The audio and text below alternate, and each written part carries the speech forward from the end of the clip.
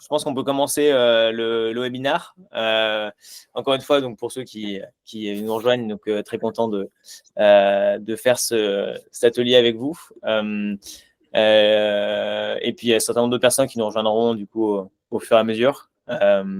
Mais ils se connecteront et puis on verra quoi. Donc aujourd'hui, ce qu'on voulait voir comme sujet, c'était mon lead dev peut-il devenir CTO. Petite introduction du coup sur un peu les participants, enfin FX et moi.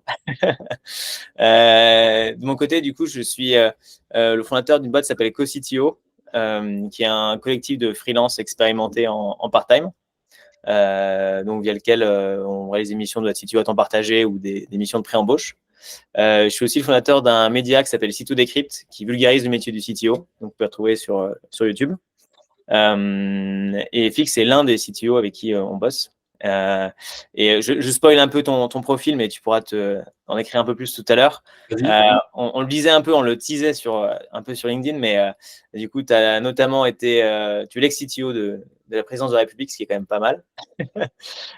Et du coup, tu as 30 ans d'expérience, donc à peu près 30 projets équivalents startup à ton actif, donc qui donnent pas mal de recul sur le rôle du CTO, en startup maintenant, mais aussi dans des grandes boîtes avant. Donc, aussi le vocabulaire, le rôle, tout ça, on va pouvoir voir tout ça aujourd'hui.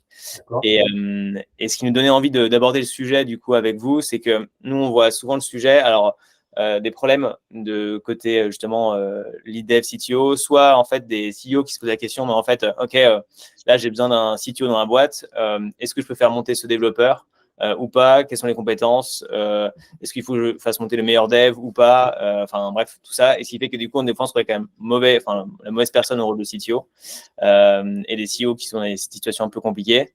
Et l'autre côté, du coup, des développeurs qui disent ok, bah ouais, il faut que j'arrive. L'idée, c'est de devenir CTO, mais sur quelles compétences je dois travailler, qu'est-ce que je dois faire pour m'améliorer, et est-ce que j'ai vraiment envie en fait de faire ce rôle-là aussi, qu'est-ce que ça veut dire d'être CTO. Et l'idée, c'est de débunker un peu tous ces sujets pour éviter du coup de se retrouver du coup en fait avec les mauvaises personnes au mauvais rôle de CTO, ou au contraire de ne pas avoir tenté de devenir CTO alors qu'en fait on avait la bonne personne avec nous, ou alors on est la bonne personne et on ne sait pas quoi.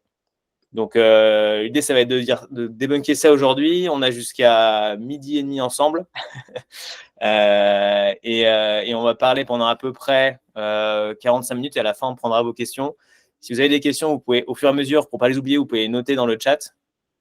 Et on y répondra du coup à la fin. Donc voilà. Et puis, ça fait une petite intro du coup sur le sujet. Et FX, je peux... J'essaie de présenter du coup un peu plus de ce que j'ai fait comme petit teasing. Ça marche. Bon, déjà, Hugo, merci de m'inviter à ce webinaire. L'échange va être passionnant. Bon, on travaille souvent ensemble, les échanges sont toujours passionnants. Je pense qu'il va être la même chose, sauf que là, c'est télévisé. C'est ça. Et puis bon, pareil, merci à tous les participants de venir. Merci à ceux qui commentent et qui likent nos posts. Ça donne de la force et ça fait l'excellence de notre travail. Enfin, absolument ce qu'on essaye d'en faire. Donc, merci à vous. Rapidement, effectivement, on m'appelle plus souvent FX. Voilà, j'ai 52 piges, j'ai 30 ans de pilotage de projet derrière moi, essentiellement en service, en privé et aujourd'hui en start-up. Je travaille pour plein de trucs rigolos, l'armée, des grands groupes pétroliers, des grands groupes immobiliers. J'ai effectivement, comme le souligne Hugo, bossé à la présidence de la République, ce qui était d'ailleurs mon dernier poste salarié. Alors, je ne suis pas certain qu'on puisse dire CTO, parce qu'à la présidence de la République, l'écosystème est un peu complexe, mais le rôle que j'avais pouvait effectivement se rapprocher de celui de CTO. Il y a un DSI à la présidence, mais voilà, on ne va peut-être pas usurper le titre. Et autre truc rigolo, j'ai migré l'an 2000, j'ai migré l'AFNOR pour l'an 2000. Alors, la migration en 2000, c'est toute la boîte, 1500 personnes, les serveurs et les grille-pains et les ascenseurs. Voilà. Après, je ne vais pas faire de vous aurez tout sur mon fil LinkedIn pour comprendre un peu le parcours, ce n'est pas le but du jeu. C'est ça. Je m'occupe effectivement de 3 SaaS. Donc ça, c'est intéressant. 2 SaaS perso, WAPCH, qui est une SaaS de veille digitale qui a l'ambition d'être ultra simple. Et d'ailleurs, toute ma veille IA aujourd'hui est dessus, ça contient pas mal de choses. Et ensuite, Watson, qui est un SaaS d'analyse en profondeur des créateurs de contenu LinkedIn. Donc là, c'est plutôt du NLP pour ceux qui sont un peu fans d'IA et de choses dans ce sens. Ça, c'est les 2 SaaS perso dont je m'occupe. Et à côté de ça, je suis le le CTO part-time de Data Driven. Data Driven, c'est une boîte qui est plutôt dans les RH, qui propose un service unique en France d'analyse de performance du recrutement. Donc, depuis le job board, type Indeed et Work, jusqu'à l'annonce. Donc, c'est utilisé plutôt par des PME, des grands groupes. Là, on parle de gros sous, hein, on parle de centaines de milliers d'euros, voire plus, d'économies réalisables via ce service. Et là-dedans, on y reviendra peut-être plus tard, mais mon rôle est très, très, très ciblé. J'effectue un travail essentiellement de rationalisation et d'organisation à tous les étages, architecture, code, produit, production logicielle, sécurité, etc. Donc, voilà, justement, du coup, avec du coup, ce rôle-là, du coup, tu disais là, chez Data Driven, du coup, tu as plusieurs casquettes. À la présidence de la République, du coup, tu avais aussi, tu disais, c'est pas vraiment le rôle de CTO, mais équivalent, on ne peut pas trop parler du titre. Je pense que ça peut être intéressant peut-être de clarifier déjà, dans un premier temps, la définition justement de le poste un peu de CTO et le poste de lead dev, de faire un petit disclaimer là-dessus, je pense, au début, pour remettre un peu les choses. Tout à fait. Tout à fait, parce que les définitions sur les compétences, les fiches de poste, c'est un petit peu compliqué. Je pense qu'il faut, à mon sens, tu vois, je pense qu'il faut positionner le poste un peu dans dans l'écosystème qui est un peu le nôtre. Alors, ça va être un peu arbitraire, mais je pense qu'on peut s'y retrouver avec cette classification-là. J'aurais tendance à définir le tech, c'est un peu voilà, le tech lead, le lead dev et le CTO comme étant c'est quatre qu'il faut distinguer. Voilà. Même au fur et à mesure que tu parles, du coup, je vais partager le tableau blanc là, sur lequel je vais pouvoir prendre des notes. Hop, je partage aussi l'écran, comme ça vous aurez. Je prends quelques notes en même temps qu'on parle et puis je le partagerai quand c'est pertinent, quoi. Ça marche. Donc là, voilà. Moi, je dirais que dans l'ordre, il faut regarder. Alors, je veux vexer personne. Hein, les hiérarchies sont peut-être mal positionnées. Je pense qu'il y a des fois, il y a des parallèles, des recouvrements d'activités. Mais bon, pour le bien du webinaire, je pense que c'est pas mal de quadriller un petit peu. Ça nous permettra d'avancer un peu structuré. Donc, pour moi, je verrai effectivement dans l'ordre tech lead, lead dev, CTO. Voilà. Progression de carrière, tout du moins. On verra un peu après en termes de compétences ce qu'il en est. C'est une boîte de travail. Je recommande d'ailleurs pour alimenter un peu le débat à tout le monde d'aller voir la vidéo sur le full stack de Théo Rams qui est sur YouTube et qui positionne bien un peu les créneaux alors sur le full stack, mais je pense que ça s'applique aussi sur les techs et les autres postes de tech lead, dev, et qui est vraiment un bon exercice de réflexion. Peut-être que Hugo, tu pourras vers la vidéo. C'est un peu pas mal. Donc voilà. Je partage ça. Et du coup, même pour compléter ce que tu dis, même on dit là, cet ordre hiérarchique, en plus, je le mets avec les supérieurs. Ouais. D'ailleurs, dans l'autre sens, je crois. Ouais, moi, je l'ai mis, je le mettrais effectivement dans l'ordre. Dans la progression de carrière, on est plutôt tech lead, lead dev, CTO. Et après, tu mets le signe que tu veux. Hein. Tu mets du pipe, tu peux mettre du tiré, tu peux mettre du chevron, sens-toi libre. On est dans un libéré. Et ouais, du coup, là, on présente ça dans cet ordre-là, mais selon aussi les boîtes dans lesquelles vous êtes, le tech lead et lead dev peut être inversé. Il faut voir un peu la définition qu'on y colle derrière. Donc, c'est ça aussi qui va être important. Toi, Xavier, du coup, tu mets François-Xavier, tu fais quelle différence justement sur dev, tech lead, lead dev Écoute, moi, je pense que il y a deux. Alors, il y a trois axes. On va dire plutôt, effectivement, la définition un peu pour situer à qui on a affaire. Bon, le tech, c'est le mec qui sort de l'école, de l'ingénieur de développement ou de la fac. Enfin, moi, je suis plutôt fac, voilà. Donc, plutôt voilà, qui sort de ses études. Ça peut être même un IUT, hein, il n'y a pas de problème là-dessus. Voilà. Le tech lead, moi, je le verrais plutôt comme quelqu'un qui est expert sur son sujet, par exemple le front, le back ou une techno particulière. Donc, il est au-dessus un peu du tech. Il est considéré un peu comme référent, par exemple, dans l'équipe sur telle problématique ou tel sujet technique. Et c'est là où on va plutôt reconnaître, à mon avis, un tech lead. Ouais. Le lead dev, c'est plutôt un technique avec des périmètres plus larges. Il va organiser plutôt les différents postes. Il n'est pas forcément référent sur un sujet, mais sur plusieurs. On arrive, je pense, à un parallèle sur le lead dev avec le chef de projet en entreprise traditionnelle. Voilà. Il commence à avoir du pilotage. Dans le lead dev, en fait, il a cette notion un peu de pilotage, cette notion d'omniprésence sur un peu tous les sujets, ce début aussi d'interaction avec plusieurs équipes qui ne sont pas forcément dans les deux autres postes qu'on a cités. Voilà. Et ensuite, le CTO, forcément, ça s'entend bien que le CTO il est un petit peu au-dessus de tous ces gens-là. Donc, ça suppose déjà qu'il les manage. Donc, ça, c'est vraiment un premier sujet. Ouais. C'est lui qui, par nature, alors, on pourra en revenir, il y a le CTO qui a été introduit après la création de la boîte, il y a le CTO qui fait partie directement au fondateur. Ça peut changer les choses. Mais d'une façon générale, pareil, pour blesser personne, je dirais que c'est le mec qui va impulser les orientations techniques, qui va surtout aussi mettre en place les méthodologies, parce que lui, il est très intéressé par la stratégie, par le business, donc les méthodologies en découlent. Donc normalement, c'est un as de la méthode. Hein. Ouais. C'est lui qui va effectuer aussi le pilotage stratégique de la tech de la boîte. Donc il chapeaute tout ça. La meilleure image que j'ai, c'est si vous prenez Lagardère, vous n'allez pas lui demander d'aller faire l'achalandage ou d'aller étiqueter les produits en rayon, parce que ce n'est pas son taf. Par contre, il sait le faire. Le CTO, c'est pareil. Il va certainement aller savoir écrire un test unitaire ou une procédure ou une feature, mais ce n'est pas son taf. En revanche, il sait dire à son équipe comment le faire et il sait dire pourquoi on fait ça et dans quel sens on le fait. Donc voilà, c'est quelqu'un qui est plutôt omniscient, le CTO là-dessus. Alors on pourra revenir bien évidemment sur toutes les compétences un peu plus précises, mais le reste vraiment grosse maille. Et donc là, pour moi, la différence entre ces trois profils, tu vois, elle tient à leur périmètre d'action et au sujet qu'ils organisent. Tous n'organisent pas les mêmes sujets. Il y en a certains qui en organisent zéro. Le tech, il organise que le bout de code qu'il est en train de coder, tandis que le CTO, il organise la boîte. Donc ça, c'est intéressant. Et pareil, sur le périmètre d'action, on peut regarder un peu. Pour moi, le tech, tu vois, je vais plus le mettre, si je veux le définir pareil, dans le cadre du webinaire. Là encore, les gars, ceux qui nous écoutent, les gars et les nanas qui nous écoutent, je veux vexer personne, je propose juste un quadrillage pour que derrière on puisse avancer. Mais voilà, pour moi, le tech qui est vraiment en bas de la progression, qui est au tout début de sa carrière, je pense que lui, il est plus, on peut le situer plus en réalisation de features, en analyse, mais plutôt de la feature. On verra que les autres analysent plus de choses. Et il a un petit périmètre de codage. Forcément, il est mentoré par les gars qui l'entraînent. Donc, quels que soient les gars, ça peut être le tech lead, le CTO. Voilà. Le tech lead, lui, je pense qu'il a le périmètre du tech, plus, comme j'ai dit, il est plutôt référent ou expert sur quelques thèmes. Et il a, en général, il a des techs à encadrer. Donc, il a cette organisation. Il y a des organisations à la romaine, malgré tout, quand bien même on veut aplatir les structures aujourd'hui, on est obligé d'avoir un petit peu d'hierarchie pour que les choses avancent. Quoi. Sinon, ça marche bien les trucs aplatis quand tout le monde est vraiment au taquet avec des dizaines d'années d'expérience. Chacun sait ce qu'il doit faire, mais au tout début, dans les startups qui nous intéressent, les gens sont plutôt jeunes sans expérience, donc il faut organiser.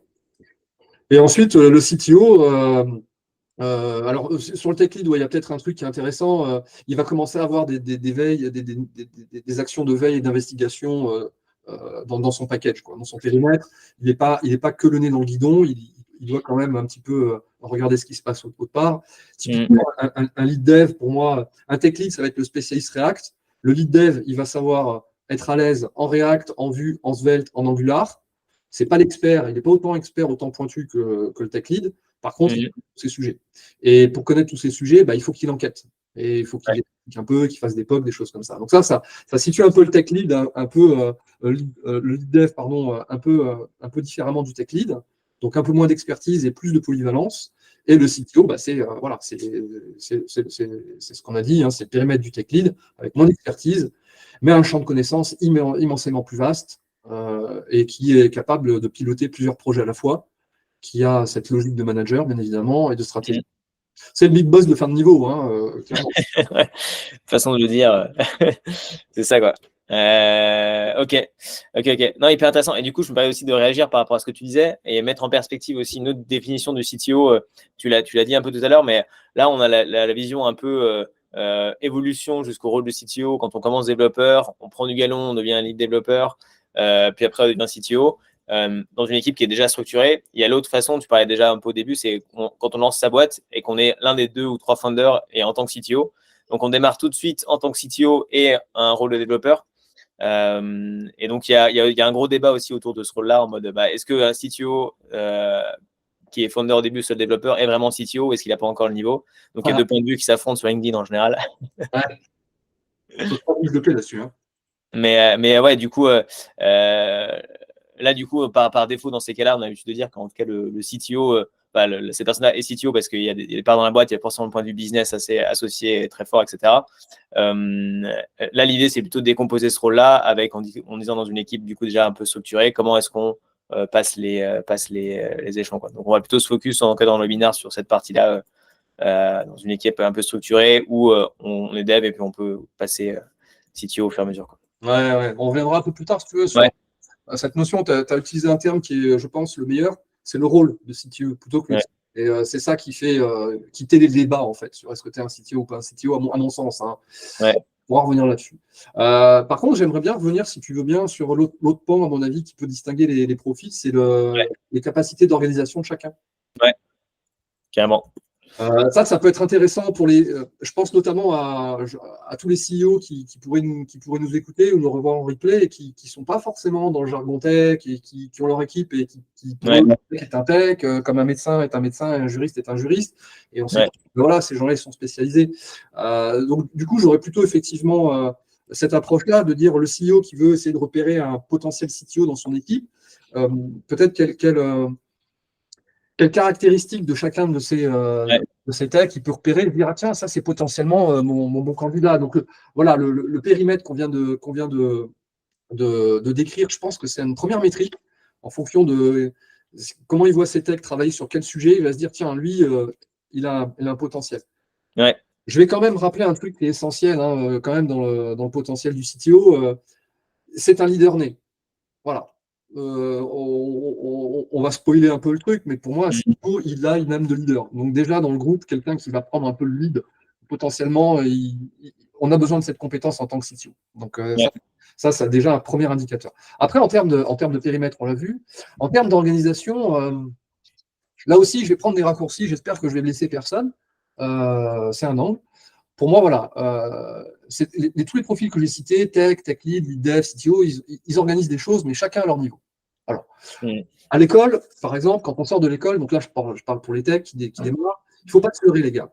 À l'école, j'ai été comme vous, comme Hugo, j'ai été à l'école. À l'école, on nous montre comment organiser du code. Et on nous demande de copier-coller ce qu'on nous a montré. Donc, on sait copier-coller une organisation qui a été réputée bonne par les professeurs. Et finalement, on n'a pas encore cette compétence de savoir l'organiser. On sait répéter, alors très, très, très, très bien d'ailleurs, un peu digresser, un peu extrapoler, mais à ce niveau-là, le tech, il organise que ça porte son code. Et encore, quand il débute, il faut lui montrer. Au sortir de l'école, en fait, on ne sait pas du tout organiser ce code, ça s'apprend. J'aurais tendance à dire qu'on commence à devenir, à être capable d'organiser un produit, une solution ou un pan entier d'un produit au bout de 3 ans. C'est peut-être même pas une question d'année, ça va être une question d'expérience, de nombre d'expériences diverses. Si en 3 ans, vous faites qu'un projet et que vous codez qu'un pan du projet, bien évidemment, ces 3 ans, ils ne servent pas à grand-chose. Mais si en 3 ans, vous avez travaillé sur 4 ou 5 sujets dans la startup, vous avez travaillé, comme je l'ai dit, sur des projets qui ont mis 1 an avant d'être mis en production, vous commencez à avoir des repères qui vous permettent de décider des bonnes choses à faire avec les erreurs que vous avez commises, l'expérience que vous avez acquise. Donc, c'est pour ça que j'aurais tendance à dire, au bout de 3 ans, on commence à pouvoir organiser. Là, tu as dit un truc aussi qui était intéressant, c'était sur peut-être l'état d'esprit. Tu disais, donc, si vous êtes resté sur un seul bout du projet pendant 3 ans sans bouger, c'est un peu difficile. Mais être allé sur différents sujets à la fois, etc., assez rapidement, ça peut être, dans l'état d'esprit aussi, ça va être aussi une différence. Clairement. Clairement, tu as raison, Hugo. Tu as raison. Pour moi, et on le verra, mais je pense que ce qui va fonder, ce qui va mettre les fondations d'un futur CTO, et ça se travaille dès le début de carrière, finalement, c'est la diversité. C'est évidemment la diversité. Entre autres. Donc, en termes d'organisation, voilà, pour moi, ça, c'est un premier level. Le tech, voilà, il y a ce niveau d'organisation-là. Et après, on va progresser un peu sur les profils aussi, ça, c'est rigolo. Le tech lead, c'est un tech qui commence à avoir un peu la bouteille, qui commence à savoir organiser un peu plus de choses. Il va pouvoir organiser la team de dev. Donc là, ça va être plutôt en entreprise traditionnelle un rôle de chef de projet technique junior. Voilà. Donc là, on est plutôt effectivement sur des choses un peu lead dev. Il faut savoir organiser l'interaction avec les autres services et les prestataires. Donc là, on est plutôt aussi sur des rôles de chef de projet ou lead dev. Il faut savoir organiser le projet en lien avec le client. Donc là, on verra sur certains postes des interactions, alors soit avec le client, soit avec les CEO, c'est des choses qui rentrent en compte dans la capacité d'organiser. Quand on sort de l'école, on ne sait pas faire ça. Il y a un discours à avoir, une posture à avoir, ça s'apprend. Après, on est capable d'organiser plusieurs projets. Donc là, on arrive sur des postes de directeur de projet. On est capable d'organiser le service, carrément le service, l'informatique. Et là, on est plutôt sur des trucs de DSI. Donc, organiser un service, c'est pas pareil qu'organiser une feature. Et on est capable d'organiser des méthodologies de travail en accord avec les directions prises par la boîte, notamment. Et ça, c'est un job de CTO. Donc là, on se rend compte qu'à différents levels, alors quels que soient les postes, on est allé aussi sur certains rôles de chef de projet, tout ça, mais quels que soient les levels qu'on va traverser au cours de sa carrière, la capacité d'organisation, les sujets qu'on est capable d'organiser augmentent et sont de plus en plus complexes. Voilà, parce qu'il y a de Ouais. plus des interactions entre chacun. Donc, on est plutôt sur une notion de graphe pour les scientifiques qui nous écoutent. Et ça rentre en compte, à mon avis, dans la définition de ces 3 postes. Voilà. Ouais. Donc, pour moi, voilà, ces 2 points-là, périmètre couvert et capacité d'organisation, pour un CEO qui veut repérer un CTO dans sa bande, ça fait partie des bonnes métriques. Ça fait partie des bonnes métriques au-delà des compétences techniques que l'on connaît. Mhm. Non, carrément.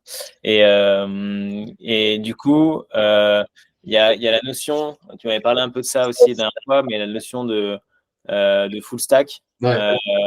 qui peut être intéressant peut-être en conclusion un peu de cette partie, les différentes différences, lead dev, tech lead, CTO. Ouais.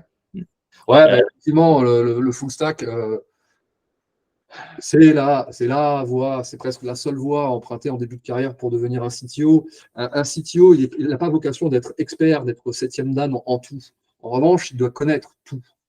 Et effectivement, commencer à se spécialiser, soit dans un truc type front-end ou back-end ou que sais-je encore, et d'avoir la position d'être CTO, c'est peut-être pas la bonne façon d'approcher. Moi, aujourd'hui, dans ma boîte, chez Data Driven, tout le monde est full stack. Après, j'ai des gens qui sont effectivement très colorés front et des gens qui sont très colorés back. Maintenant, si j'ai un sujet back, si j'ai un ticket back à traiter et qu'il n'y a que le front de niveau, il le traite. Et ça, c'est fondamental, je pense, dans les petites équipes. C'est fondamental. Ça ne veut pas dire qu'un back, ça ne sert à rien, un front, ça ne sert à rien. C'est une façon de s'organiser. En revanche, pour celui qui veut aller vers le poste de lead dev et de CTO, le fait d'être full stack et de s'intéresser un peu à tous les sujets d'archi, les sujets de front, de back, c'est comme je l'ai dit tout à l'heure, il faut qu'il cultive la diversité. Donc la diversité des sujets qu'il traite, et du coup, effectivement, de ne pas s'enfermer dans une voie particulière. Donc le full stack, avec la fameuse vidéo dont on a parlé sur Théorance, qui va calmer tous les débats sur ce que c'est qu'un full stack, c'est une philosophie, un peu comme vous embrassez le bouddhisme zen, c'est pareil, le full stackisme, c'est une philosophie, c'est s'intéresser à plein de choses et pas se spécialiser dans une expertise. Donc pour le full stack, effectivement, tu as raison Hugo, c'est déjà un ferment du CTO. Et puis après, voilà, ce qu'on a dit, la largeur des périmètres, les volumétries, la diversité des sujets, ça fait partie de l'équation. Et ce qu'il faut garder en tête, c'est qu'un CTO, à ce stade-là, la spécialisation et son expertise ne sont pas des métriques à prendre en compte. Pour les CEO, finalement, si vous avez le tech le plus fort, le plus expert dans un machin, ce n'est pas forcément votre CTO. C'est un très, très bon tech, c'est un tech lead peut-être, mais c'est voilà, si vous voulez nommer un CTO, ce n'est pas forcément sur cette métrique-là qu'il faut se baser. Carrément. J'en profite pour noter ce que tu viens de dire. Waouh, ça a mis un beau paquet. Mais les 3 choses à retenir, la conclusion un peu de ce qu'on vient de se dire, qui était assez intéressant, c'était du coup la partie full stack, mais plus dans la philosophie, qui rejoint un peu l'esprit de diversité, de non-expertise, d'aller chercher plusieurs éléments différents, etc., d'avoir la curiosité. Tu parlais de largeur du périmètre. Donc, tous ces sujets-là, en fait, ils sont un peu liés. Largeur du périmètre et diversité des sujets, on retombe un peu sur les sujets qu'on parlait du full stack. Et la non-spécialisation, enfin, l'expertise et la spécialisation qui ne sont pas des critères, justement. Donc, ça tourne autour du même sujet de diversité, enfin, d'aller chercher, d'être curieux, de se renseigner, de connaître sans être expert, quoi. Ok. Mais, ok. Non, écoute, ça très cool, hyper intéressant. Alors, on parlait, alors nous en plus, côté CTO, on a l'habitude de le faire, définir un peu les compétences de CTO en tant que tel, vraiment détaillées. Et je pourrais peut-être compléter ce que tu dis du coup en fonction de ce qu'on a l'habitude de voir, mais j'aurais bien aimé avoir ton avis sur justement un CTO, ça fait quoi et pour toi un peu quel est le rôle clé du CTO, quoi. Bon, après, d'une façon générale, grosse maille, le job d'un CTO, ça c'est fondateur, c'est d'apporter des solutions technologiques à des problèmes business. Quelles que soient ses compétences, le CTO, voilà, autant le commercial, il est mindé pour aller chercher des clients et rapporter de l'argent, autant le job d'un CTO, c'est d'apporter des solutions technologiques à des problématiques business. Et c'est vraiment ça son taf. Donc clairement, un CTO,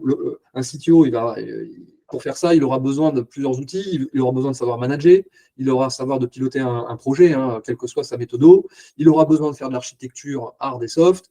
Il aura une fibre business, enfin tout ce que CoCity en rappelle avec l'élément avec lequel je suis en total accord. Quelqu'un qui est, comme on l'a dit, qui est omniscient, qui a soit ces sensibilités-là s'il est jeune, soit ses expertises ou ses compétences s'il a un peu plus de bouteilles et qu'il les a travaillées. Pour moi, voilà, il prend des décisions capitales pour la boîte, des décisions techniques. Donc, c'est un décideur, il oriente la boîte et il doit décider en fonction de tous les éléments de l'écosystème avec les qualités qu'on a dit. Pour moi, le CTO aussi, il ne doit pas s'appuyer que sur la tech pour avancer. Ça, c'est fondateur. Hein. Il y a tellement d'autres éléments. C'est un peu, ça découle de ce que je viens de dire. Donc, quelqu'un qui pense pouvoir être CTO parce qu'il est expert tech, c'est pas une bonne idée parce qu'il a besoin d'autres compétences pour prendre des bonnes décisions pour la boîte et rapporter des bonnes solutions. Et effectivement, le deal, c'est d'être un bon CTO. Ça ne veut pas trop dire grand-chose, mais c'est de prendre les meilleures décisions pour la boîte en fonction de son contexte. Voilà. Et utiliser pour ça tout ce qu'on a à sa disposition. Donc, il ne faut pas qu'il s'appuie que sur la tech pour prendre des décisions. Et ensuite, pour moi, c'est plutôt un guide. Il n'est pas forcément sur le chemin critique. Typiquement, si CTO dégage, la boîte va continuer à vivre. Et on verra qu'un CTO, c'est fait pour dégager, en fait, hein, finalement. Sauf s'il est fondateur, comme tu as dit au tout début, Hugo. A priori, mais ce n'est pas le cas. Ce n'est pas déconnant que la boîte voit plusieurs CTO dans son là-dessus, c'était assez marrant. J'avais interviewé, du coup, je crois que c'était Laurent Topin qui m'en avait parlé.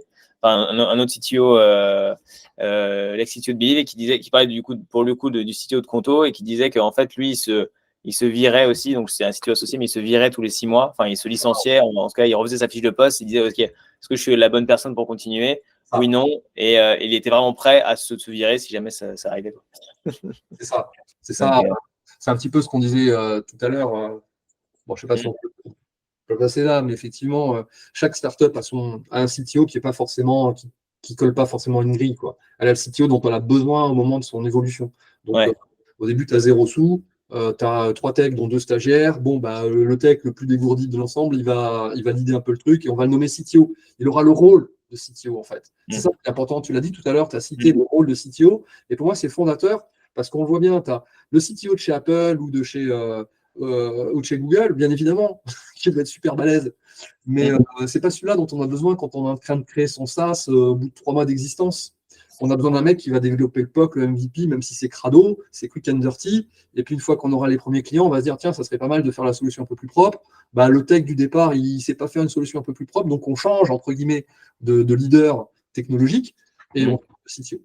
Voilà. Et effectivement, à la fin, quand on commence à être une startup qui a posé un peu ses bases, on a besoin d'un produit qui fonctionne, d'une maintenance qui fonctionne, et du coup, conséquemment, on a besoin d'un CTO qui sache faire ça. Voilà. Donc, en plus, dont on a besoin au moment de son évolution, et je trouve que ça, c'est vachement bien, ça ouvre les chakras pour tout le monde, il faut se décomplexer, on peut avoir le rôle de CTO et être légitime dans ce rôle-là. Vis-à-vis notamment du débat qu'on a sur LinkedIn où est-ce que tu es CTO, tu n'es pas CTO, ok.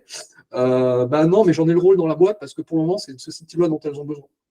Et après, effectivement, dans le traditionnel, on a, comme tu dis, les compétences que je viens de citer aussi, hein, sur lesquelles on est tous d'accord. Il faut être un peu sur tous les sujets pour décider technologiquement du mieux. Clairement. Et est-ce que tu as des exemples du coup de toi, ce que tu peux faire en tant que CTO sur différentes expériences que tu as vécues déjà par le passé, quoi. Ouais, vite fait. Moi, tu vois, il y a un truc qui me sidère à chaque fois quand on a nos rendez-vous à la Felicita à Paris, au lieu du rendez-vous le cercle des CTO, finalement, un peu comme le folklore pour les écrivains en leur temps. Moi, je suis sidéré de voir tous les CTO que je rencontre.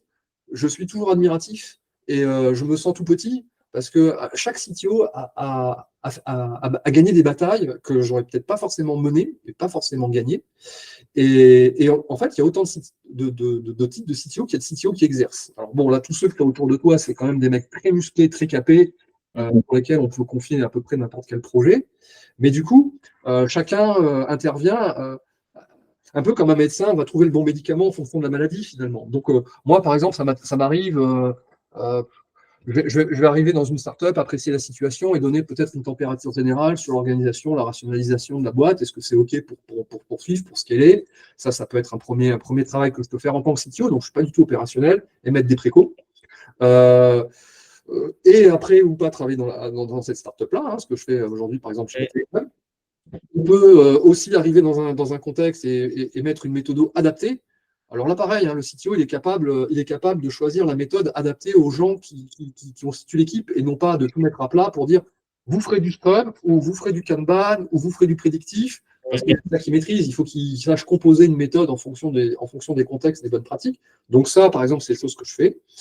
Le truc de base, quand on arrive sur une startup early stage, on n'a pas le temps de bien faire, bien souvent. Donc, c'est cool de réacculturer l'équipe aux bonnes pratiques. Donc, ça, je fais l'analyse, la formalisation, le clean code, le test, le monitoring, les sauvegardes, la sécu.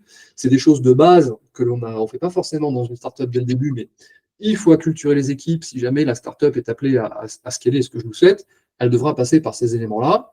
Donc, par exemple, ça fait des tâches, c'est des tâches sur lesquelles j'interviens. Donc, on est plus en pédagogie là-dessus. Et puis après, bien évidemment, un rôle un peu plus classique de CTO, le suivi du quotidien des opérations, l'analyse, le conseil, etc. Un truc aussi qui est assez important, je fais souvent le fusible entre le CEO et les équipes. Voilà, le CEO me raconte des trucs que je ne raconte pas forcément aux équipes, les équipes me racontent des trucs que je ne raconte pas forcément au CEO. Je fais passer des messages d'un camp à l'autre. Voilà, je fais en sorte que les températures s'équilibrent, que personne ne parte en mode pyrolyse. Ouais. C'est un truc aussi visible qui est important. Et puis après, moi, ce que je fais dans mon quotidien, ça me fait plaisir de le faire. Voilà, comme je t'ai dit, j'ai une trentaine de projets à mon actif, j'ai appris plein de trucs. Je ne sais pas tout, mais ce qui est sûr, c'est que face à des gars qui ont 3 ans, 5 ans ou 10 ans d'expérience, j'ai vécu un peu plus de trucs qu'eux, quoi. Donc, j'essaie de transmettre. J'essaie d'expliquer comment je réfléchis, quelles sont les métriques à prendre en compte là-dessus. Quand j'ai des doutes, j'écoute mes équipes. S'il faut faire un 49.3, parce qu'effectivement, ils ont envie d'un truc qui est complètement différent, je fais un 49.3. Et puis le reste du temps, ça peut arriver effectivement que les équipes me disent non, cette idée elle n'est pas bonne, on va plutôt faire comme ça, je les écoute, l'analyse est bonne, go. Ouais. Donc, une espèce de co-construction, c'est un travail de groupe, même si tu es au top de la pyramide, l'idée c'est de faire fonctionner le groupe. Donc c'est ce que je fais, c'est ce que je fais en ce moment chez Data Driven avec avec une équipe qui est assez sympa, et il faut trouver un modus operandi, un modus vivendi avec son équipe. Ouais. C'est ça. Et du coup, c'était aussi intéressant tout le travail, tu parlais de fusible, mais qui est assez aussi quand on parle sur le rôle de CTO, et la partie un peu qui est là, que j'ai noté ici dans le tiré de la fin, la stratégie politique, qui sont deux sujets qui sont un peu liés. Mais dire qu'en tant que CTO, certes, on est sur le côté tech de la boîte, mais du coup, le rôle devient plus grand et tu as la notion aussi d'être un bon communicant, s'interfacer avec toutes les bonnes personnes, etc. Et de comprendre aussi, de ne pas être enfermé en mode non, mais nous, en tech, on a des problèmes, et comprendre aussi les problèmes des autres pour pouvoir jouer un peu là-dessus, quoi. Et du coup, la partie politique, un peu aussi qui intervient, qui au début est faible dans les petites équipes, mais. Complètement. Mais ouais, quoi. Donc, OK. Et si on revient au sujet, à la question de base, du coup, FX. Yes. Allez, vas-y. Du coup, est-ce qu'un lead dev peut devenir un CTO? Non. Salut. À demain. Fin du webinaire, voilà, c'était tout. C'est sympa, merci. Voilà, tout ça pour ça. Ok, un lead dev peut-il devenir un CTO? Bon, écoute, déjà, on a positionné tech lead dev, un peu dans un grillage là-dessus. Bien évidemment, on se rend bien compte que lead dev, par rapport aux autres profils, a plus de chances, tout du moins, de remplir le poste, voilà, que les autres. Donc ça, c'est un premier élément de réponse. Moi, j'ai envie de te dire, Hugo, j'ai envie de citer, un grand et volumineux bonhomme dans le monde de l'entrepreneuriat. J'ai envie de citer Oussama Hamar. Alors, tu vas nous faire une polémique là, FX. J'ai envie de citer Oussama Hamar, qui, on peut en penser plus mieux, mais malgré tout, ça reste quelqu'un d'inspirant, qui à l'époque de The Family avait sorti un slogan qui tue. J'adore les slogans qui tuent. C'est Everyone can be an entrepreneur. Et il avait un peu développé, c'était intéressant. Moi, j'ai envie de te dire un peu pareil. Every tech can be a CTO. En revanche, je vais reprendre la digression d'Oussama, qui disait, attention, j'ai dit everyone, j'ai pas dit anyone. j'ai dit tout le monde, mais je n'ai pas dit n'importe qui. Et ça, c'est un petit peu dans le fil conducteur de ce qu'on a dit tout à l'heure, c'est en fonction de l'étape de la startup, le rôle du CTO sera pris par un tech et il remplira le rôle. Donc, il peut. Après, devenir un bon CTO et un CTO efficace, c'est un autre débat. Donc, pour moi, effectivement, il faut parler de rôle de CTO plus que de titre, voilà, parce que on le voit bien dans les startups, c'est un petit peu ce qu'on voit. Le tech, il aura un rôle de CTO dans cette boîte, il amènera jusqu'à, il peut mener la boîte en fonction de ses capacités, et puis à un moment, il sera bloqué, et il faudra peut-être en changer, et ça, c'est OK. À un moment, le rôle qu'il a endossé, le costume est trop étroit ou trop grand, voilà, il faut en changer. Donc là, on va prendre quelqu'un d'autre qui va faire office de CTO, c'est vraiment un petit peu le terme, va faire office d'apprendre le terme. Donc là, effectivement, tout le monde peut, entre guillemets, tenter l'aventure du CTO et être efficace ou pas, ou pas dans le sujet. En règle générale, le CEO va bien se rendre compte que son CTO, à un moment, il coince et c'est lui qui va décider d'en changer. Pour ma part, moi, j'ai commencé dans ce rôle, finalement, de CTO 1 an après mon embauche et bien malgré moi. Bien malgré moi, j'ai travaillé plutôt dans le service, dans le privé, pas du tout dans le monde de la startup, mais finalement, tout ce que je devais faire, c'était un petit peu ce qu'on a dit tout à l'heure, cette espèce d'omniscience sur tous les sujets, de parler avec le client, d'organiser un peu les techs, de parler avec les différents services, etc., etc. Et donc, finalement, je n'étais pas du tout destiné à l'époque à être CTO. Aujourd'hui, je me sens assez légitime dans ce que je fais. Je ne serai pas forcément légitime dans toutes les startups, mais selon les problématiques rencontrées, je le suis plutôt. Et du coup, voilà, ma life, c'est un peu ça, un CP confiant au bout de 5 ans, des projets conséquents, etc., etc. Donc aujourd'hui, ça illustre un peu everyone can be a CTO, ça dépend du parcours, ça dépend des compétences, de l'appétence. Il ne faut pas être complexé avec ça. Il faut tenter l'aventure. Il faut le tenter en ayant conscience de devenir un bon CTO. On n'est jamais convaincu d'être un bon CTO, mais quand on voit un peu ce que font les copains à côté, les critiques qu'il y a sur LinkedIn, on n'est jamais vraiment convaincu de l'être. Par contre, ce que je dis, c'est qu'on tend chaque jour à le devenir. On tend chaque jour à devenir un meilleur CTO ou, voilà, et du coup à être très en recul par rapport à ce que l'on voit pour dire tiens, est-ce que ça, c'est la meilleure chose à faire. On est dans la prudence en fait quand on est CTO. On se dit il faut que j'avance. Donc la peur, c'est voilà, la méfiance, c'est on n'avance pas. On a peur, on n'avance pas. La prudence, on a peur, on avance quand même. Donc un certain courage. Et on se pose la question est-ce que j'avance correctement. Et ça, quand on est dans cet état d'esprit, est-ce que je fais bien. Est-ce que on tend à devenir un peu meilleur, quel que soit son taf, d'ailleurs, mais dans le cas du CTO, c'est un petit peu le cas. Donc, tu vois. Là, je réagis par rapport à ce que tu dis. Là, du coup, le truc de dire est-ce que je le fais bien, se poser des questions. Nous, on le voit pas mal aussi sur du coup, les différentes missions de CTO part-time que peuvent faire les CTO avec qui on bosse.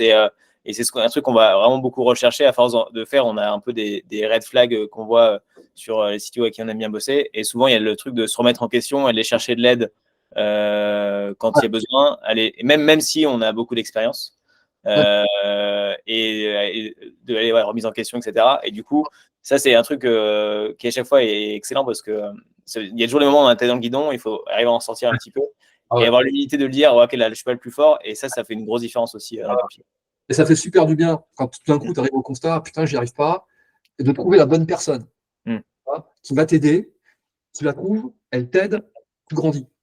Là, tu vois, je vois dans une mission, tu connais bien, hein, j'ai besoin de quelqu'un qui était calé en PSSI. Moi, je sais, comme en tant que CTO, je connais tous les travers de la PSSI, mais je ne pourrais pas en monter une aussi facilement. Et je me suis tourné chez CoCTO pour trouver une ressource de PSSI. Je suis très content du choix que j'ai fait, de la ressource en question et du travail qu'on a réalisé. Donc du coup, effectivement, le fait d'être un petit peu à un moment sec sur un sujet et d'avoir l'humilité, comme tu le dis, et la lucidité surtout de se rendre compte, derrière, ça amène des choses positives. Tu vois, moi, ce que je vois aujourd'hui, c'est dans une époque on est dans une époque de guerre des talents. Chez Data Driven, on le voit bien. C'est le métier de la boîte un peu, non? C'est le métier de boîte. On est là pour optimiser un petit peu les coûts de recrutement des grands groupes, comme je l'ai expliqué un petit peu en préambule. Et on est dans ce qu'on appelle la guerre des talents. Aujourd'hui, trouver une ressource qui tient la route, même trouver une ressource, même sans qu'elle tienne la route, c'est compliqué, ça vaut cher, on se les arrache. Et finalement, nos CEO qui sont en train de se poser la question, Hugo, est-ce que mon lead dev peut devenir CTO dans cette logique de guerre des talents, il faut même qu'il soit un peu plus malin que ça. Moi, j'aurais tendance à dire que On peut chercher un CTO chez un lead dev qui, on est en train de le voir, pourrait correspondre au poste. Ouais. Moi, je vois un poste qui pourrait faire vraiment, idéalement, presque le meilleur dans la compète qui pourrait devenir CTO. Et je le connais bien, ce poste, c'est les postes de chef de projet dans les entreprises traditionnelles, les ETI, les PME, etc. Donc là, je vais plutôt parler d'un chef de projet qui a un peu de bouteille, on va dire à peu près 5 ans dans ce genre de service. Pour moi, il correspond au profil parce qu'il a toutes les qualités. Voilà. Alors, on parle souvent d'un chef de projet technique. Hein, dans ces boîtes-là, il y a d'autres types de chefs de projet. Il y a chef de projet fonctionnel, voilà, plutôt PO. Chef de projet, plutôt chef de projet métier, plutôt PO. Chef de projet fonctionnel, effectivement, peut-être un peu moins technique que les autres. Mais voilà, moi je vois un chef de projet technique de plus de 5 ans, profil idéal, parce que ça, c'est un lead dev. C'est vraiment le parallèle entre les deux mondes. C'est un lead dev. Il a une base tech en général solide, il est pragmatique, il est adapté au monde pro. Donc ça, c'est pas mal, parce que quand on démarre dans la tech, on sort de l'école, on connaît l'informatique très bien, mais on ne connaît pas l'informatique pro et tous ces enjeux. Ce mec-là, il les a. Il a une organisation en général, l'organisation des projets tech, il a ça dans le sang, parce qu'il est embauché à ce poste-là, donc il sait organiser des équipes, il sait organiser quelle que soit la méthode. Et la méthode, c'est quelque chose qu'il a de chevillé au corps. Donc ça, c'est aussi un bon atout pour faire un CTO. Le chef de projet, il connaît la posture à adopter face au client, parce qu'il l'a tous les jours avec lui. Le client, c'est le mec dans les étages qui lui demande de réaliser ce produit sous tel délai, sous telle condition, sous telle méthodologie. Il comprend les enjeux business, donc il a trempé dedans. Donc pareil, c'est une sacrée compétence. Il a probablement trempé dans des appels d'offres, soit en réponse, soit en écriture, et ça aussi, c'est une sérieuse compétence à choper. Il collabore régulièrement avec des prestataires, donc il a des interactions diverses avec différentes teams. Il est obligé de trouver des compromis, de négocier des consensus, et ça fait partie du quotidien du CTO. Il organise plusieurs corps de métier, plusieurs services. Voilà. Et aussi, ce chef de projet technique en entreprise, il sait situer le projet dans plusieurs écosystèmes. La DSI, mais aussi chez le client, dans le marché. Voilà. C'est donc quelqu'un qui peut décider à toutes les billes. Et d'ailleurs, c'est un excellent décideur. Donc pour moi, le chef de projet technique d'entreprise 5 ans, c'est un gros parallèle avec un lead dev. Simplement, lui, il aura, si tout est bien fait dans son parcours, il aura eu plusieurs expériences diversifiées qui auront vraiment cultivé tous les axes dont un CTO a besoin. Donc soit on est dans un milieu startup, on a un lead dev, et effectivement, de tous les autres candidats, c'est lui qui probablement est la meilleure cible. Soit on n'a pas ça dans son entourage quand on est CEO, mais on connaît des chefs de projet qui travaillent dans des entreprises traditionnelles. Il va falloir un petit peu leur tanner le cuir, parce que c'est des gens qui ne sont pas franchement souples, ni qui ne prennent pas des gros virages comme il faut prendre en startup, mais par contre, ils ont toutes les capacités à traiter le truc. Et là, je le répète, dans cette période de guerre des talents, il faut être malin, il faut chercher les profils là où ils sont. Le lead dev, on est d'accord, Hugo, ça reste le meilleur candidat par rapport à tous les profils qu'on a cités précédemment, eu égard au périmètre, à l'organisation. Jeune lead dev ou lead dev confirmé, effectivement, il faut s'attacher à toutes les autres compétences de périmètre, notamment d'organisation, et de voir est-ce que cette personne est bien épanouie dans ces cas-là. Maintenant, il y a différents cas, je ne sais pas trop, là, j'arrive pas à situer dans ta question les cas, en fait. Est-ce que c'est le CEO qui a pas de CTO, lead dev lui demande, est-ce que c'est le CTO, est-ce que le CTO, c'est un CTO qui est fondateur et qui se pose la question? Est-ce que tu veux qu'on regarde un peu ces cas-là? Du coup, il y a le truc du CTO, du CEO qui dit OK, il n'y a pas de CTO dans l'équipe, je vais faire monter l'une des personnes qui est ce que je fais monter. Peut-être en premier cas de figure. D'accord. OK. Pour moi, si le CTO, voilà, on est dans une situation, on est dans une startup un peu à la déroute, et là, cette startup-là, appelez-nous, appelez Hugo ou appelez-moi. Appelez-nous. Voilà, si vous voyez, appelez-nous. Donc, le CEO n'a plus de CTO et son lead dev lui demande de le devenir. Donc là, on est dans une situation que moi, je qualifie un peu de red flag. Voilà. Parce qu'effectivement, là, le CEO, il est pris aux couilles, hein, excusez-moi du terme, mais il est pris à la gorge plutôt. Les termes sont lâchés. Les termes sont lâchés, mais c'est un peu ça. Et ça évoque bien la situation. Et le lead dev va lui faire un petit chantage, finalement. Donc pour moi, si le lead dev se propose effectivement d'être CTO, sinon effectivement la boîte crame, s'il y a des notions un peu de chantage ou de FOMO ou de choses comme ça, c'est red flag. Pour moi, c'est red flag. C'est pas les bonnes raisons. Certes, une startup, à la fin, ça va gagner du pognon, beaucoup de pognon. Mais au tout début, il faut quand même avoir un peu d'abnégation et vouloir plutôt le succès de la boîte, même au détriment de son propre succès. Parce que finalement, si l'aventure se tue au bout d'un an ou de 6 mois, c'est tellement riche que vous aurez au moins gagné l'expérience à défaut d'argent. Donc pour moi, il faut savoir détecter. Voilà, un lead dev qui se positionne trop tôt là-dessus, c'est quoi ses raisons? Pour moi, quand il y a vraiment un pas qui est fait en avant là-dessus, il y a bon, après, les CEO sont normalement des gens qui ont un peu cette dimension RH, un peu psycho, donc je ne suis pas inquiet sur le fait qu'ils puissent le détecter. En revanche, les jeunes CEO, les gens qui n'ont peut-être pas beaucoup d'expérience dans la vie et qui sont un peu pris à la gorge parce qu'il leur faut un CTO là-dedans, voilà, ça va s'assujettir soit de vouloir participer d'une façon X ou Y à la boîte avec des parts, soit avec un salaire qui va monter. Tout ça, c'est des éléments quand on les demande, quand le lead dev les demande, c'est des mauvaises raisons. Hein. Ouais. C'est red flag, ça. Voilà, CTO qui n'a pas son lead dev et son lead dev lui demande de le devenir. Bon, bonne enquête morale à faire, quoi. Ouais, à voir du coup là-dessus. Ouais. Ok. Et du coup, quelle autre option pour le CEO, on va dire, qui veut nommer justement un CTO, quoi. Ouais. Et qu'est-ce qu'on peut faire, quoi. Bah, après, tu peux avoir le cas où tu as le CEO qui n'a pas de CTO, qui veut nommer son champion, plutôt qu'un lead dev, et c'est lui. Dans le cas précédent, c'est le lead dev qui demande à être CTO. Là, je pense que il faut être vraiment très prudent. Dans l'autre cas, c'est le CEO qui n'a pas de CTO, qui n'a plus de CTO, par exemple, et qui décide de prendre le meilleur. Hein, je vais faire une anecdote, je vais faire une petite digression, Hugo, sur de la sociologie de très bas niveau, mais très, très amusante. Je vais te parler de rats. Alors à Paris, on appelle ça des surmulots, mais bon, c'est Madame Hidalgo qui appelle ça des surmulots, donc c'est pas vraiment une référence. Et dans les rats, en fait, tu prends un groupe de rats, tu as toujours un chef. C'est le plus costaud, c'est le plus grande gueule, il a tout le monde, c'est lui qui décide des directions, tout ça. Tu as toujours un chef dans une équipe de rats. Ben, tu enlèves ce rat de l'équipe, ben, c'est très rigolo, c'est que tu vas avoir un chef qui va être nommé et qui va être tout aussi tyrannique que celui qu'on vient d'enlever. Donc, il y a une tyrannie, il y a une espèce de logique, il y a une espèce de logique sur le champion. Là, dans le cas où le CEO n'a pas de CTO, il veut nommer son champion positif. Là, je vais nommer un rat que j'ai plus avec un nouveau rat, avec tout le bien que je pense des rats. Amis des rats, si vous nous écoutez, il n'y a pas de mal. Moi, je pense aussi que ce n'est pas forcément la meilleure idée. Je pense à deux cas. L'expérience, en fait, prouve que dans ces cas-là, il vaut mieux amener du sang neuf dans l'équipe.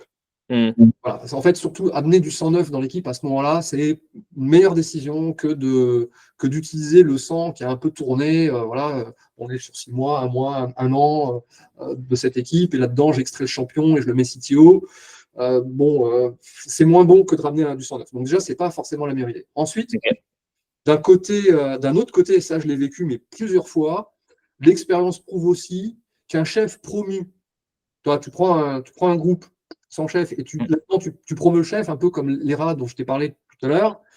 En fait, c'est une aventure difficile pour le nouveau chef. Parce qu'avant, il était pote avec ils étaient au même level tous, ils partageaient les mêmes galères, les mêmes ambitions. Ils étaient potes, et tout d'un coup, lui, on l'extrait, on lui dit, toi, tu diras aux autres qu'il faut faire. C'est fini. Il est plus pote avec ses anciens potes, et du coup, il est mis de côté, et il doit imposer un petit peu toutes ses décisions. Ça, c'est quelque chose aussi qui arrive souvent. Alors, il y a des exceptions, bien évidemment, mais c'est quelque chose qui arrive, et c'est difficile pour la personne qui est promue. Si elle est plutôt d'un tempérament un peu timoré, ou effacé, ou simple, ou normal, comme le président Hollande, ça va être compliqué. Si c'est quelqu'un qui a vraiment du tempérament, du bagou, peut-être que ça marche.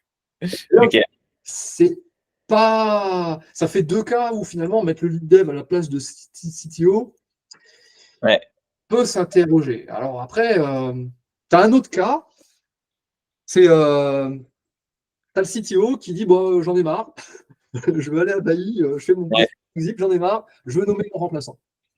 Ah, ça, c'est pas pareil. C'est pas pareil. Et là, il décide effectivement de porter ses yeux et d'amourer sur son lead dev.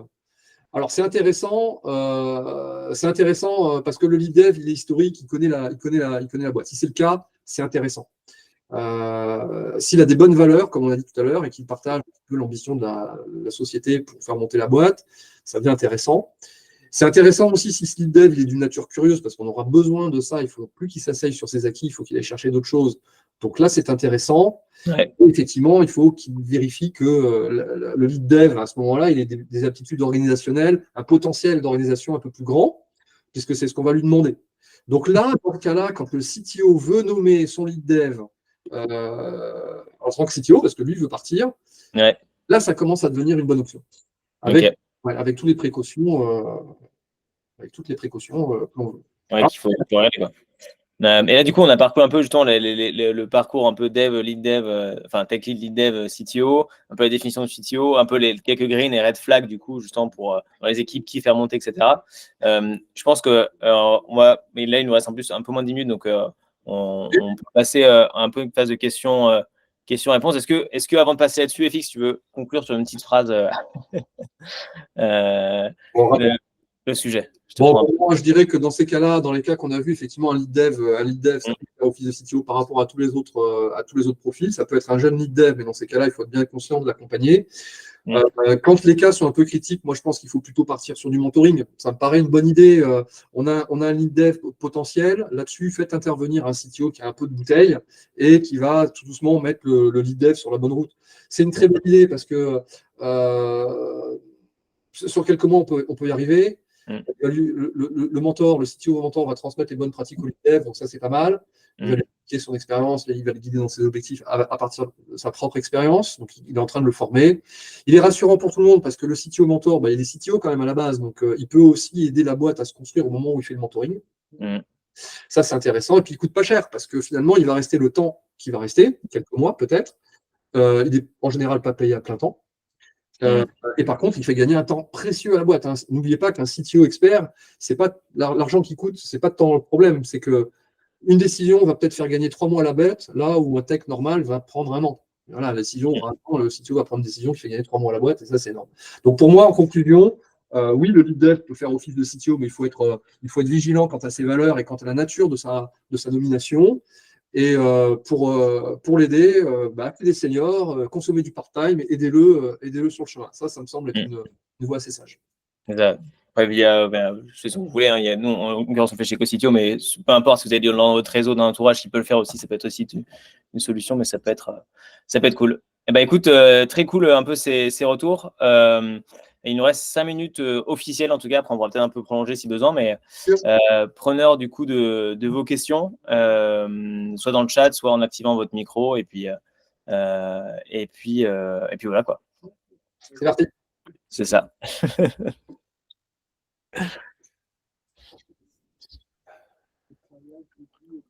Ah, j'entends quelqu'un, mais je ne l'entends pas. Hop là. Plusieurs personnes qui. Hop là. On laisse un peu de temps à tout le monde de réagir. Alors, tout le monde a tout compris? Ou tout le monde est d'accord? On est d'accord. Et après, sinon, j'en ai une qui m'est venue en tête pendant le webinaire, mais s'il y a des questions entre-temps, n'hésitez pas à les poser. C'était du coup, juste par rapport au rôle de CTO, peut-être t'as pas sur ton profil, c'est intéressant, tu n'as pas le rôle en mode aussi, justement, pas que startup et scale-up, mais aussi dans des boîtes, tu parles pas de chef de projet, etc. Comment s'appelait ce rôle-là, du coup, justement, par exemple, la présidence de la République, le rôle de CTO, et s'appelait. Après, alors. Dans les grandes entreprises, les terminologies sont bien évidemment pas les mêmes. Le big boss du service, c'est le DSI, le directeur des systèmes d'information, ou aux États-Unis, ce qu'on appelle aussi le CIO. Ouais. Ensuite, les postes apparentés au CTO, ça pourrait être des postes qu'on appelle directeurs techniques. Et bien souvent, ces gens-là sont plutôt attachés au service de production, les admin-sys, les choses comme ça. Donc, ça n'a pas trop lien avec le CTO. Pour moi, le CTO en entreprise qui correspond mieux, et c'est ce que j'ai développé un peu pendant l'interview, c'est vraiment le chef de projet technique finalement. Et lui, son spectre d'activité correspond vraiment au spectre d'activité attendu par le CTO. Donc, il y a une espèce de translation un peu bizarre sur les postes. Après, c'est lui dans le projet. Alors, après, tu as vraiment, dans les organisations à la romaine, tu as des responsables de pôle, des choses comme ça, notamment du pôle de développement. Mais c'est plus le chef de projet du projet en cours, qui peut d'ailleurs gérer plusieurs projets, qui va avoir ce rôle d'architecture, de management, d'organisation, de dialogue client, de négociation, etc., etc. Donc, un rôle de CTO. Donc, pour moi, c'est bizarre effectivement d'expliquer qu'un chef de projet, qu'un CTO est un chef de projet, mais en fait, ça correspond vraiment dans le rôle et dans les compétences qu'on lui demande. Connaissant les deux mondes, c'est le parallèle idéal. Ouais, ok.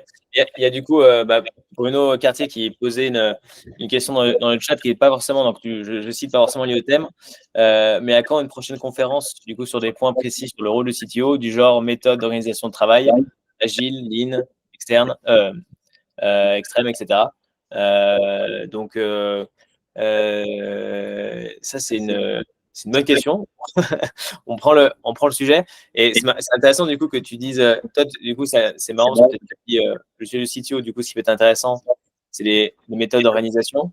Et selon en fait les CTO, il peut y avoir différents sujets qui vont être intéressants. C'est dont on veut pas. Il y a 3 catégories un peu. C'est soit en tant que CTO des sujets plutôt sur la partie technique, de maîtrise de techno, de veille, etc., technologique. Il y a la partie du coup organisation comme tu le dis, et il y a la partie aussi un peu plus liée au produit, au rôle de méthodo de priorisation pour cadrer les roadmaps, etc.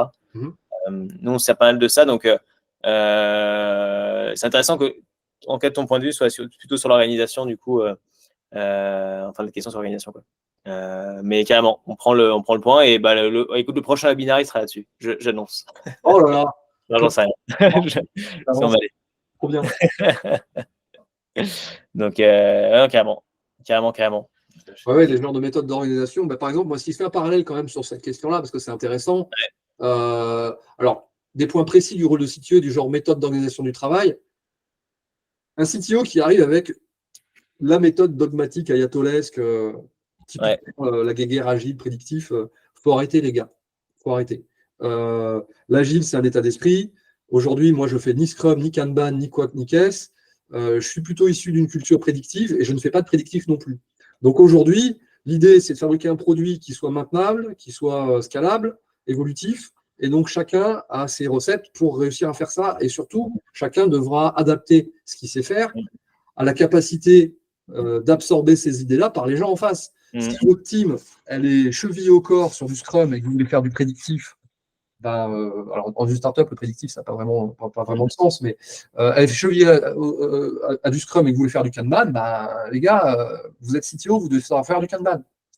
Vous devez devoir faire du Scrum, vous devez savoir faire tout, quoi. Donc, du coup, c'est intéressant même de faire le dire qu'il faut faire un truc sur adapter sa méthode à son équipe. Ah, mais c'est évident. Aujourd'hui, il y a pas, il y a un esprit agile. Anthony Cyril l'a bien répété. Anthony Cyril qui est vraiment qui fait des formations sur tout ce qui est clean code, clean architecture, etc., etc. Il l'a bien répété. Il a poussé un coup d'œil il n'y a pas si longtemps. L'agile, c'est un état d'esprit et c'est avant tout technique.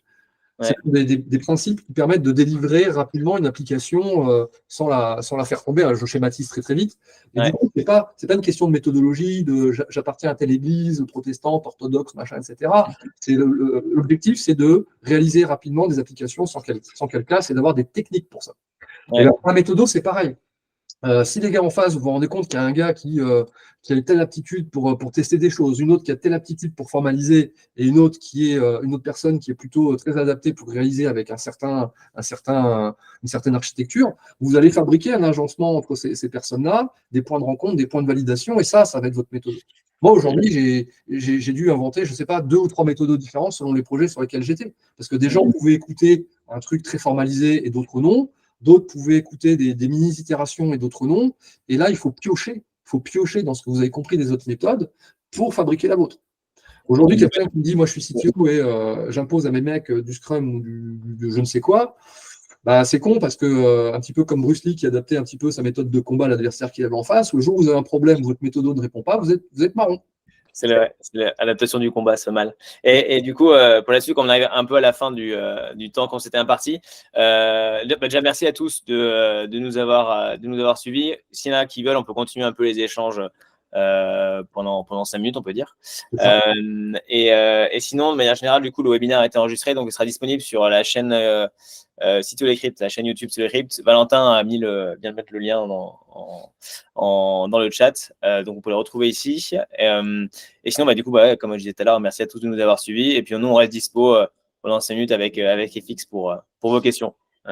Donc voilà, merci pour les claps. Merci les gars, c'est sympa. J'espère que ça vous a plu. J'espère que cet angle d'analyse n'est pas le seul angle d'analyse qu'on peut avoir sur la question qui est éminemment intéressante et que pose Hugo. Je pense que tous, vous avez vos autres points de vue et bien évidemment, je serais surpris que vous adoptiez uniquement le mien. On est là tous pour se nourrir. L'idée, c'est qu'effectivement, de piocher un petit peu les axes, les progressions sur chacun permettent de devenir le meilleur CTO qu'on essaye de devenir chaque jour. Donc voilà, c'était un petit peu l'état d'esprit. C'est ça. Et de manière générale, d'ailleurs, si vous voulez retrouver FX, vous pouvez le retrouver sur LinkedIn, François-Xavier Nion. C'est ça.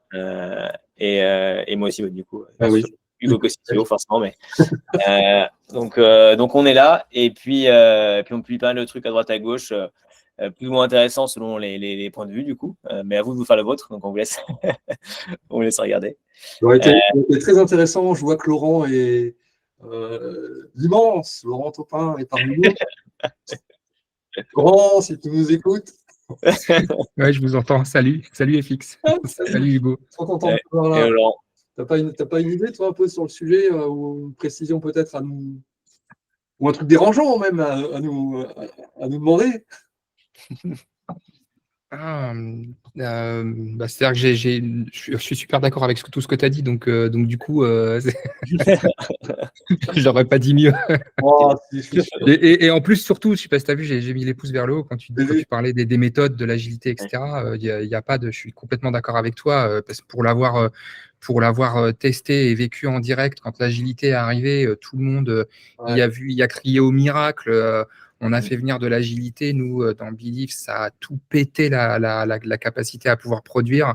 Ça a été une catastrophe. Donc, je suis complètement d'accord avec toi. Il n'y a pas de méthode. Je ne pense pas qu'il y ait une méthodologie miracle où tu arrives dans une boîte ou dans une équipe qui ne marche pas et où tu dis c'est ça qu'il faut mettre en place. C'est un truc où il faut être complètement adaptatif, innovant, étudier, comme tu disais, la capacité d'une équipe à pouvoir absorber quelle forme de travail, et l'équipe en face, l'équipe produit, les équipes opérationnelles, en fait, c'est voir comment elles bossent et mettre en place une méthode qui les aidera à fonctionner. Et d'ailleurs, moi, je me souviens, au sein même de Believe, on avait dans les différentes équipes différents modes d'agilité, parce qu'il y en a qui ne fonctionnaient pas selon les équipes. En fait, tu peux pas, une équipe qui va traiter une équipe qui va traiter des données financières ne peuvent pas avoir les mêmes méthodes de fonctionnement, d'agilité et de vérification qu'une équipe qui va inventer des interfaces utilisateurs un peu sexy. Donc en fait, il faut être complètement adaptatif dans la méthodologie, tu n'as pas le choix. Et toi, tu as eu l'occasion de voir un lead dev, ou peut-être toi-même à une époque, passer CTO avec succès ou... Ouais, tu as les deux cas. Moi, dans ma carrière, je suis devenu, on m'a pas pondu CTO, donc du coup, j'ai monté. Je pense que le piège, quand tu veux devenir, tu as plein de pièges quand tu veux devenir CTO. Le premier, mais vous les aviez très bien exprimés, tu as les red flags. Si ton CTO il n'est pas produit, il n'est pas business, et s'il ne va pas chercher d'ailleurs lui-même, enfin ton lead dev, s'il ne va pas chercher de lui-même du business, de la FinOps, super important, s'il n'est pas capable d'adresser les sujets financiers, produits, business, et d'anticiper les choses, c'est déjà un sujet. Après, l'autre problématique que tu peux avoir en tant que lead dev, je pense qu'on a tous eu, c'est cette capacité à comprendre qu'il faut que tu apprennes à te virer des choses que tu fais, des postes que tu fais. Premier truc où il va falloir, et c'est très difficile quand on a commencé par là, le premier truc auquel il va falloir se virer soi-même, c'est le code. À un moment donné, quand tu es CTO, tu codes plus, quoi. Tu manages, tu gères, tu imagines les prochaines évolutions, tu anticipes les prochains choix technologiques, tu dois travailler ton budget, tu dois présenter au board, tu dois faire plein de trucs. Voilà, c'est un autre type de métier. C'est un métier qui est excitant, mais il faut bien comprendre que c'est un autre type de métier. Et ça, je pense que tu as beaucoup de développeurs ou beaucoup de lead développeurs qui ne comprennent pas ça. C'est-à-dire que tu en as beaucoup qui pensent que parce qu'ils sont des bons développeurs, parce qu'ils vont vite, parce qu'ils sont capables d'anticiper et de bien coder ce qu'on leur demande, alors ça peut être des bons CTO. Mais CTO, c'est pas ça le métier, en fait. L'adhérence technique au poste de CTO, enfin même dans la progression d'une carrière d'un tech, elle diminue.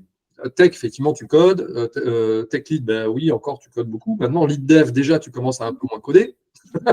Et puis, bien évidemment, quand tu arrives sur des postes, comme tu dis, quand tu arrives sur des postes de CTO, tu as des CTO qui sont, entre guillemets, ce qu'on appelle hands-on ou hands-off, avec les mains dedans ou les mains pas dedans, on va dire, les mains dehors.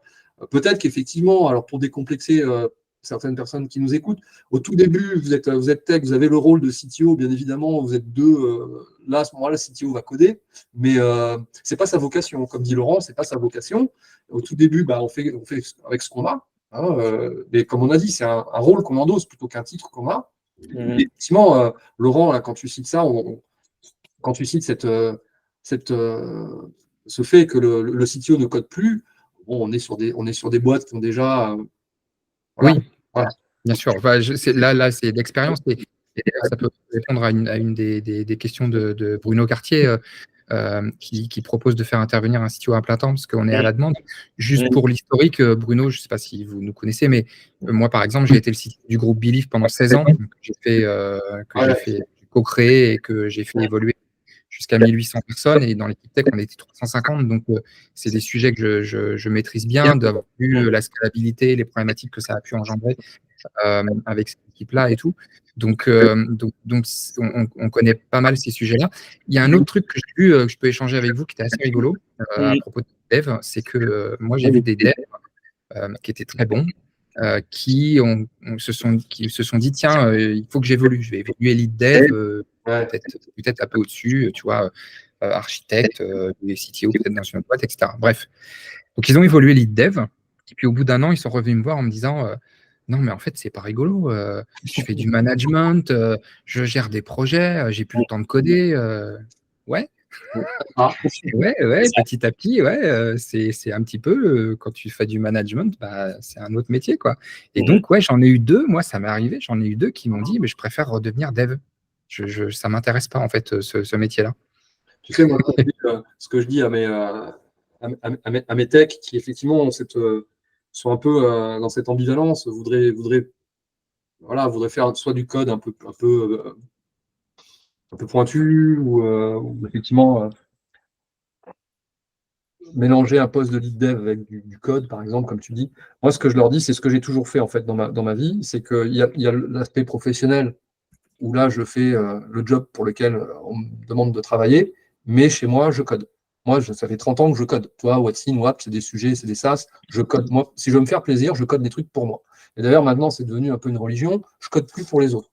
Alors, déjà, j'ai peut-être un peu passé l'âge. Je pense que maintenant, les jeunes ont atteint au moins mon niveau, mais à l'époque, je me défendais vraiment bien.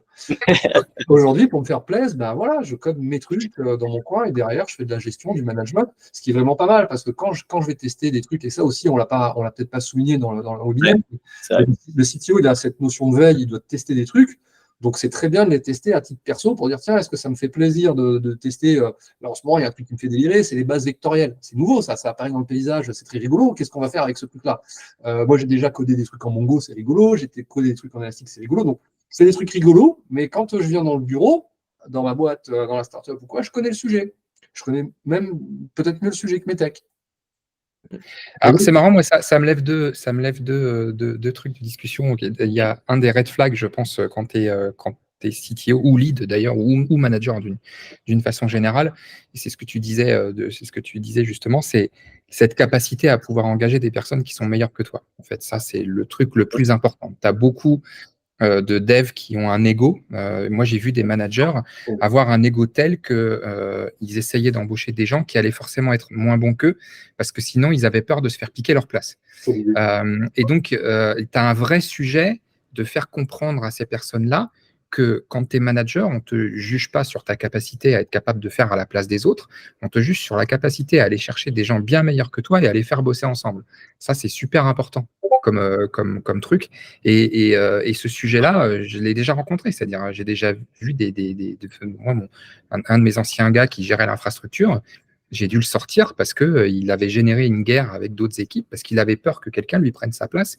Et je me suis dit, mais je lui ai dit plein de fois, je lui ai dit, mais c'est quoi le sujet, quoi? Enfin, faut pas faire ça, tu vois.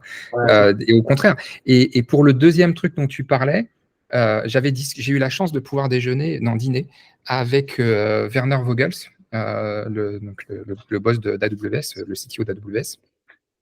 Et on avait échangé, c'était l'époque où ça commençait à pas mal scaler dans Believe et où moi-même j'avais du mal à organiser mon temps et j'étais un peu comme toi en mode la veille, c'est pas facile à faire quand tu manages tout le temps, quoi. Et donc je lui ai demandé comment il faisait, parce que bon, lui, il avait un petit peu plus de personnes que moi, tu vois. en dessous de lui. Léger, enfin 3-4 personnes en plus. Et il m'a dit, et depuis, j'ai honteusement copié sa méthode. Il m'a dit, c'est très simple. Le vendredi, je suis off de l'opérationnel. Il dit, le vendredi, je ne lis pas mes mails, je ne réponds pas au téléphone. Le vendredi, c'est la journée pendant laquelle je teste ce que mes équipes ont fait. Je teste un nouveau truc, je code, je me forme sur quelque chose, mais c'est mon day off, qui n'est pas vraiment off, mais c'est le jour où je travaille sur absorber des nouvelles choses. Et depuis, j'avoue, je copie honteusement son truc. C'est-à-dire que mon vendredi, c'est mon jour formation, test, code, machin, etc. Voilà, pas mal. Bon type. C'est ça. Mais écoutez, moi, je dois vous laisser parce que j'ai un autre rendez-vous qui va enchaîner. Mais merci Bruno pour l'enthousiasme. Et avec plaisir. Tu nous as envoyé déjà deux sujets, dont un qu'on peut décomposer en plusieurs. Donc, c'est pas mal. Et effectivement, même le mode table ronde comme ça, la discussion qu'on a là est plutôt sympa là. Bien sûr. Voir si c'est pas un mode un peu plus libre qu'on pourrait mettre en place. Enfin, pas mal de choses là-dessus. J'espère que du coup, ça vous a plu. Et comme vous disiez, on a tous les liens qui sont dans la discussion si vous voulez nous suivre. Et puis, dédicace à Laurent, du coup, qui nous clôture le. Non, bravo à FX surtout. Bravo. Merci beaucoup. Qui nous clôture le webinaire. Je t'ai vu, t'es arrivé en plus en cours de. Ouais, j'avais un call pour vous d'ailleurs. Donc, voilà. C'est bien. Non, mais écoutez, très bien, merci à tous. Et puis, on se suit sur LinkedIn et à bientôt, du coup, tout le monde. N'hésitez pas à nous contacter si besoin ou à nous suivre. Et puis, on fera d'autres lives. Et voilà. Super, merci Hugo pour l'invitation. Et puis, à très bientôt. Ouais, merci à tous. Très cool. Salut. Ciao. Ciao.